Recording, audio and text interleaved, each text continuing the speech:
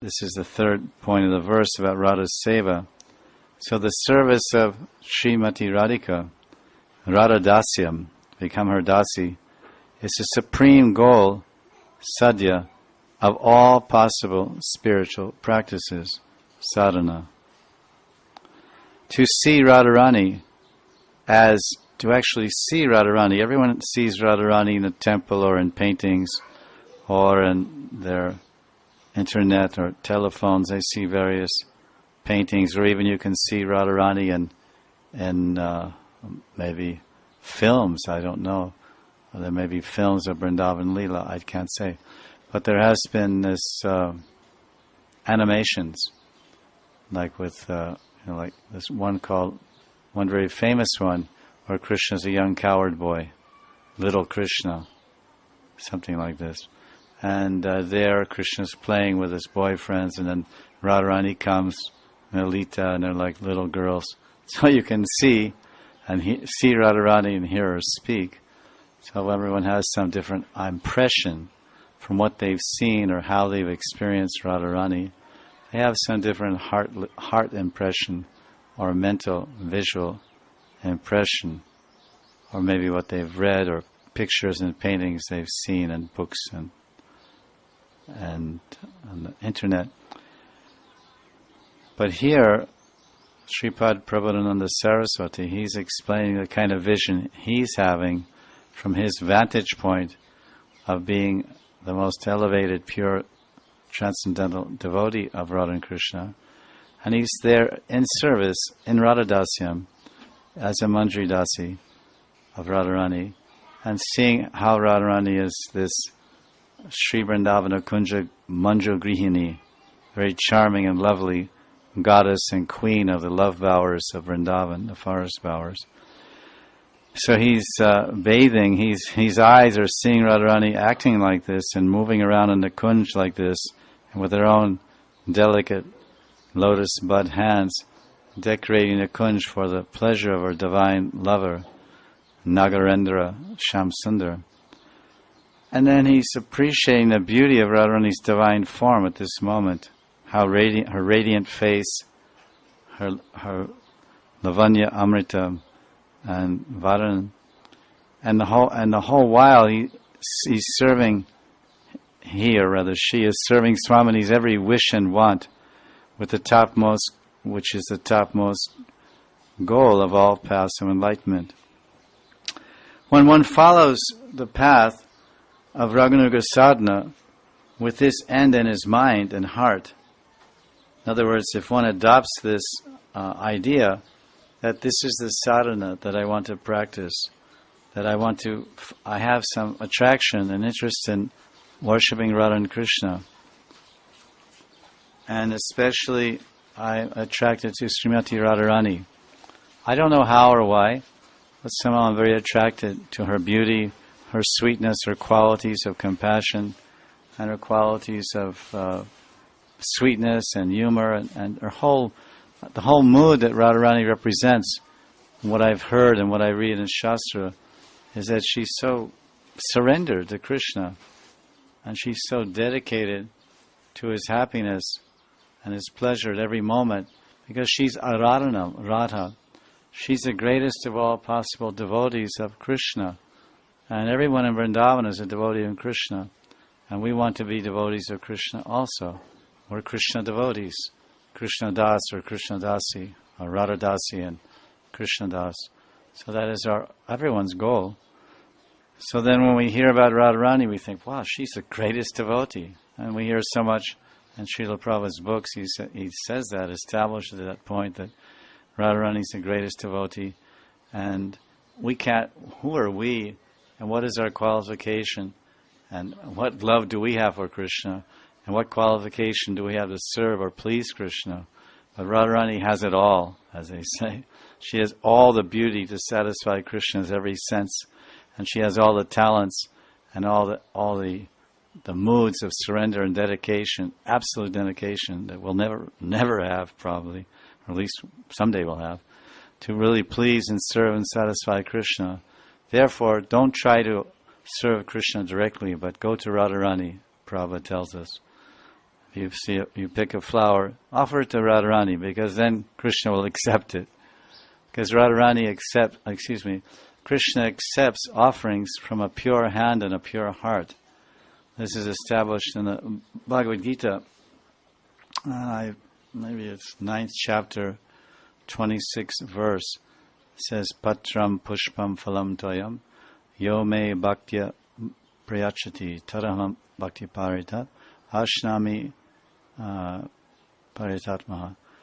And this word paritatmaha, it means that not only should Krishna will accept, he says 2 times, he says, I will accept, if you offer me something, it can be very insignificant.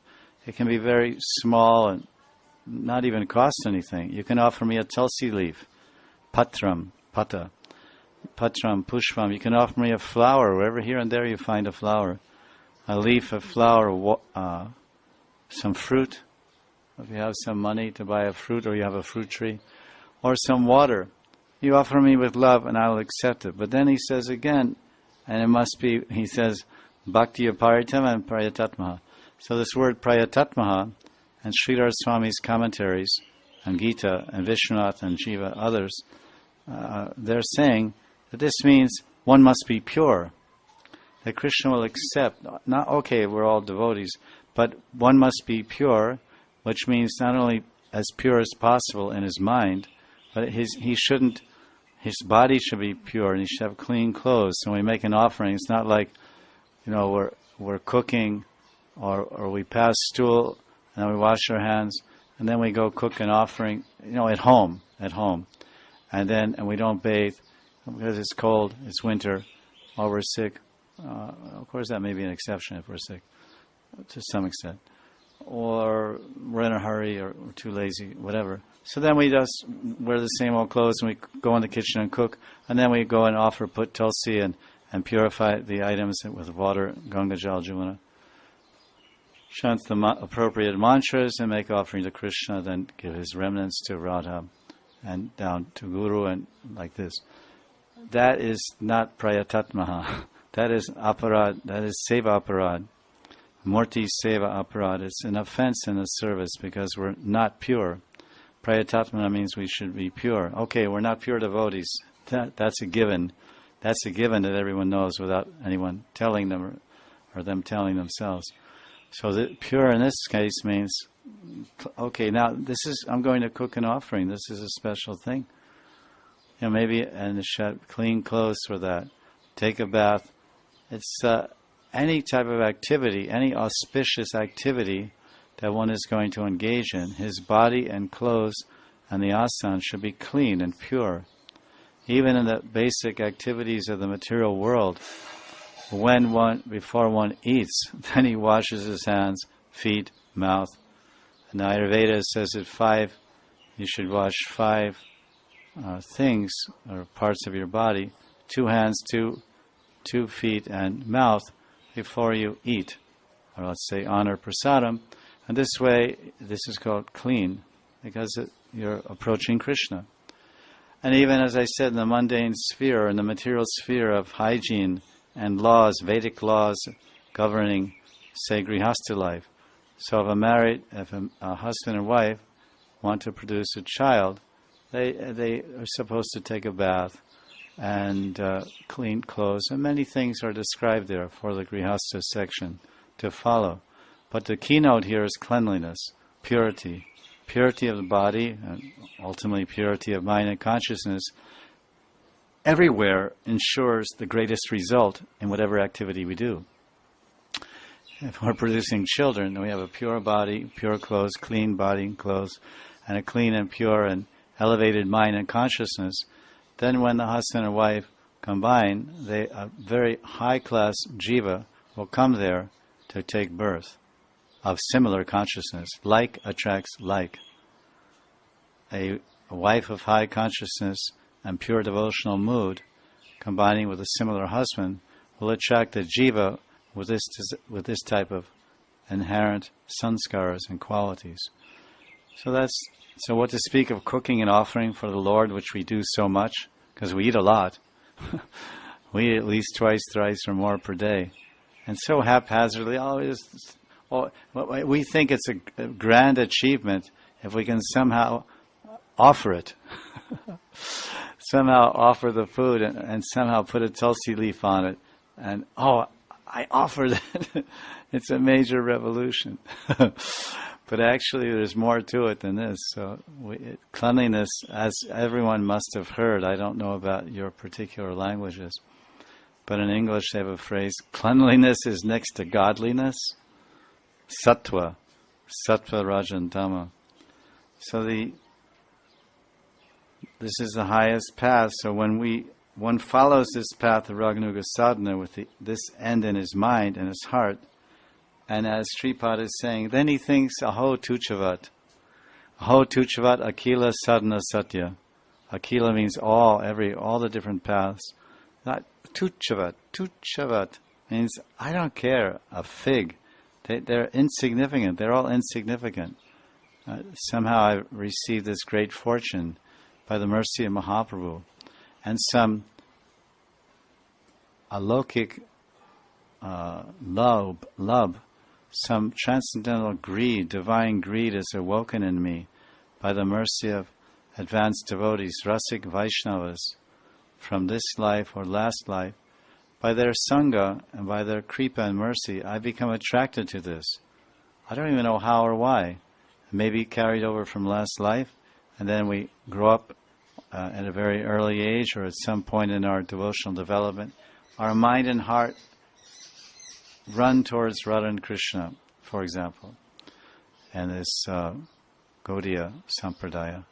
And then we're very interested in all the topics and all the deities of Radha and Krishna and their pastime places.